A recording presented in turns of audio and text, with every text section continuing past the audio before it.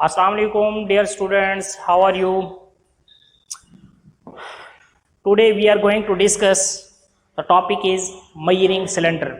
9th class physics topic is measuring cylinder. Measuring cylinders का हमारी practical life में क्या रोल है, किस तरह से हमने उनको यूटिलाइज करना है और उनका पर्पस क्या होता है, वो हमने क्या करना है, डिस्कस करना है। तो सबसे पहले हम डिस्कस करेंगे मेजरिंग सिलेंडर क्या है। A measuring cylinder is a glass और transparent plastic cylinder. It means ये या तो ग्लास के बने हुए होंगे या फिर ट्रांसपेरेंट प्लास्टिक सिलेंडर के बने हुए होंगे या फिर प्लास्टिक के बने हुए होंगे। प्लास्टिक के उस कंडीशन में कि अगर उसके अंदर हम लिक्विड वगैरह या कोई चीज पुट आउट करें तो वो बाहर से हमें नजर आए, ट्रांसपेरेंट होना जरूरी है। तो measuring cylinder is a glass और transparent plastic cylinder. It has a scale along its length. उसकी जो हमारे पास लेंथ होती है उस पर हमें रीडिंग होती है मेजरमेंट करने के लिए, अलोंग इट्स लेंथ। ये मेजरिंग सिलेंडर है तो ये इसकी लेंथ है, ये इसकी लेंथ है, तो यहां पर हमारे पास क्या होगी, रीडिंग होगी, स्केल होगा। That indicates the volume in millimetre, जो कि मिलीमीटर में उसकी रीडिंग को मेजर करेगा।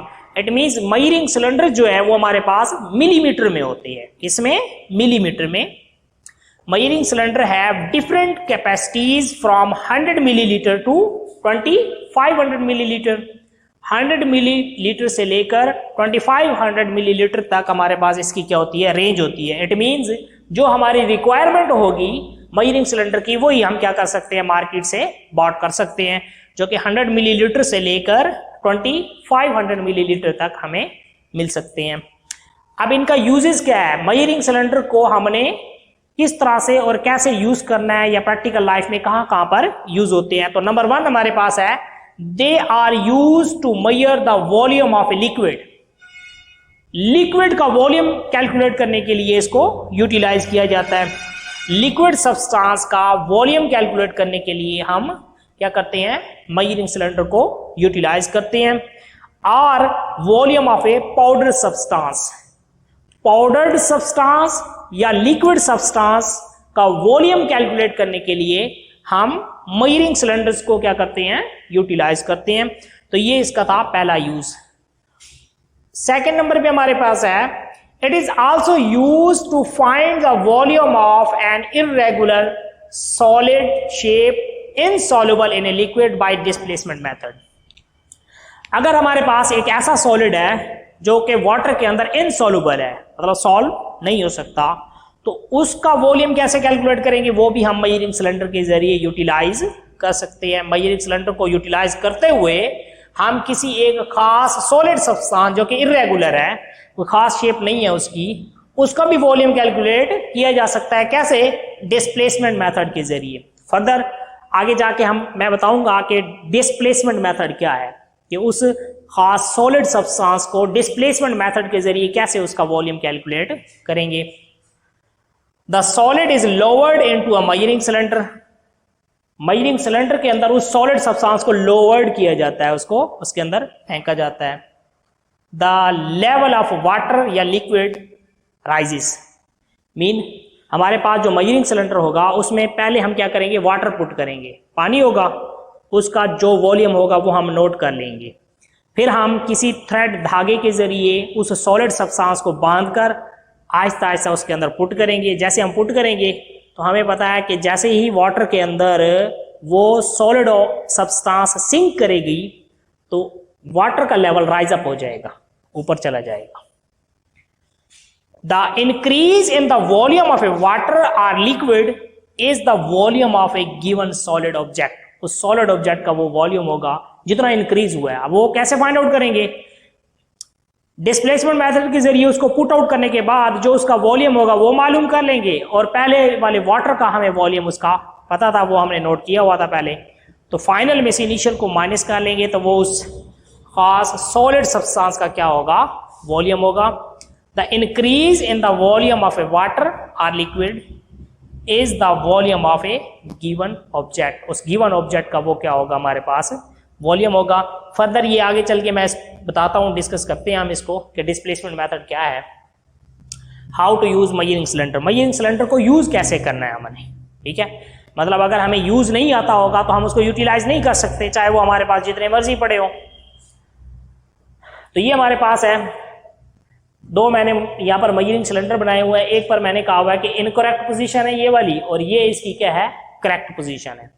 तो इसका मतलब है जो मयरिंग सिलेंडर है उसके अंदर जो हमने वाटर पुट आउट किया हुआ है, सबसे पहले हम इस मयरिंग सिलेंडर को प्लेन सरफेस के ऊपर वर्टिकली क्या करेंगे, प्लेस करेंगे। तो वर्टिकली जैसे हमने इसको प्लेस किया तो नीचे से हमारे पास जो सरफेस है वो भी लेवल्ड होनी चाहिए। जब लेवल्ड सरफेस होगी तो वो हमारे पास सही तरीके से प्लेस होगा, वहां पर खड़ा होगा। अब उसके अंदर हम क्या करेंगे, सम वाटर पुट आउट करेंगे। सम वाटर पुट आउट करने के बाद उसका जो लेवल है वो हम देखेंगे कि कौन सी रीडिंग के साथ मैच कर रहा है। मेनिस्कस जिसे हम कहते हैं। Take measuring cylinder and place it vertically on a level surface, level surface के ऊपर उसको हम प्लेस करेंगे। Pour some water into it, उसके अंदर कुछ पानी डालेंगे, लिक्विड सब्सटेंस पुट आउट करेंगे। अब नोट करने का क्या तरीका है जी, अब यहां पर देखिए, if the I of an observer, अगर ऑब्जर्वर जिसने रीडिंग नोट करनी है मयरिंग सिलेंडर में से, उसकी आई वाटर लेवल से अपवर्ड हो या बिलो हो, इसकी सेम मिसाल यू ले सकते हैं हम। ये मयरिंग सिलेंडर है, आप यहां पर देखेंगे, आप यहां पर देखें मेरी आई का जो एंगल है वो सम एंगल के ऊपर है, कुछ एंगल बन रहा है, थीटा बन रहा है ये हमारे पास, ठीक है। तो अगर तो हमारी आई उस लेवल से अपवर्ड होगी या डाउनवर्ड होगी, then reading become doubtful, reading doubtful बन जाएगी। वो रीडिंग हम सही तरीके से मैयर नहीं कर सकेंगे। हमें या तो ऊपर वाली वैल्यू नजर आएगी एक्चुअल वैल्यू से, या नीचे वाली वैल्यू नजर आएगी एक्चुअल वैल्यू से। एक्चुअल वैल्यू हमें नजर नहीं आएगी, इट मीन्स हम रॉन्ग मेजरमेंट लेंगे, गलत वैल्यू लेंगे। ये इनकरेक्ट पोजीशन है हमारे पास। अब जहां पर वाटर का लेवल है, ये वाटर का लेवल है, आई must kept vertical on that reading, हमारी आंख उसके ऊपर बिल्कुल 90 डिग्री के ऊपर हो, जैसे ये हमारे पास है एंगल इनके दरमियान ये। तो I must kept vertical on that reading, then आप करेक्ट मेजरमेंट कर सकते हैं। तो ये हमारे पास है कि हमारी आंख का जो एंगल है उस रीडिंग के बिल्कुल ऊपर होना चाहिए, 90 डिग्री के ऊपर होनी चाहिए।